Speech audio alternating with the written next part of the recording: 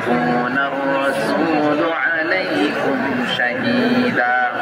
আর অনুরূপভাবে আমি তোমাদেরকে মধ্যমপন্থী উম্মত হিসেবে তৈরি করেছি, প্রেরণ করেছি, ব্যালেন্সড উম্মাহ, মধ্যমপন্থী উম্মাহ হিসেবে প্রেরণ করেছি, যাতে করে তোমরা সবার উপরে সাক্ষ্য দিতে পারো, আর যাতে তোমাদের নবী হতে পারে তোমাদের উপরে সাক্ষ্যদাতা। পড়েন সুবহানাল্লাহ।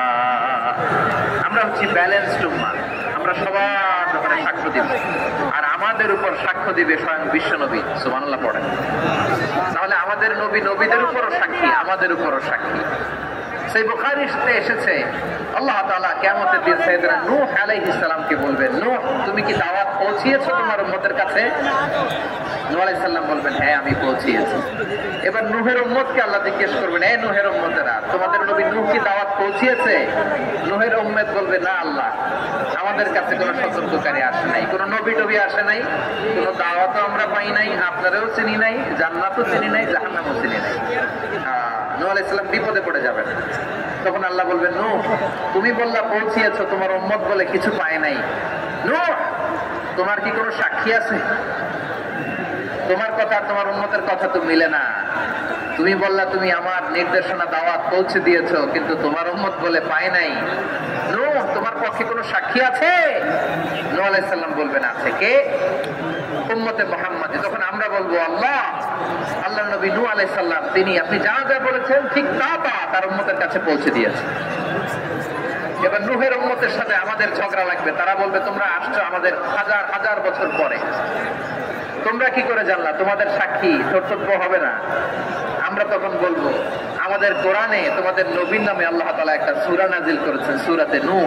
আওয়াজ করে পড়ো আল্লাহু আকবার। আমরা বলবো, আমাদের কোরআনে তোমাদের নবীর কথা আল্লাহ আমাদেরকে জানিয়েছেন, দিন রাত এক করে তোমাদের কাছে তিনি দাওয়াত পৌঁছেছেন। তোমরা কানের মধ্যে হাত নিয়ে রাখতা, চেহারাটা কাপড় দিয়ে ঢেকে রাখতা, আল্লাহর নবী নূহকে পিটিয়ে ছালা দিয়ে পেঁচিয়ে তোমরা পাহাড়ে তুলে রেখে আসতা, সব আমরা জানি। আমরা যখন বলবো এই কথা, নূহের উম্মত চুপসে যাবে। তখন আমরা সত্য বলেছি কিনা এটা আল্লাহ তাআলা জানতে চাইবে বিশ্বনবীর কাছে। তখন বিশ্বনবী আমাদের পক্ষে সাক্ষী দিবেন। আওয়াজ করে বলেন আল্লাহু আকবার।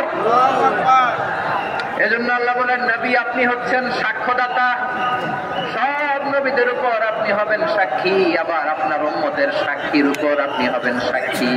তার মানে নবী গো, কিয়ামতের কঠিন ময়দানে আপনি হবেন রাজ সাক্ষী।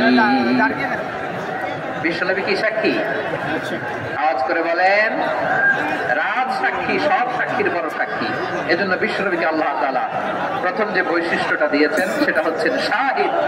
তিনি সাক্ষ্যদাতা, witness for all messenger of God and for all of us. সুবহানাল্লাহ পড়েন। তাহলে এক নম্বর বৈশিষ্ট্য বুঝতে পেরেছেন? বুঝতে পেরেছেন সবাই? মাশাআল্লাহ। আমাদের গেস্ট এইরকম নমুনা করলে হবে? এই যে লক্ষ লক্ষ মানুষ বসে আছে, জায়গা পায়নি, লক্ষ লক্ষ জেনজি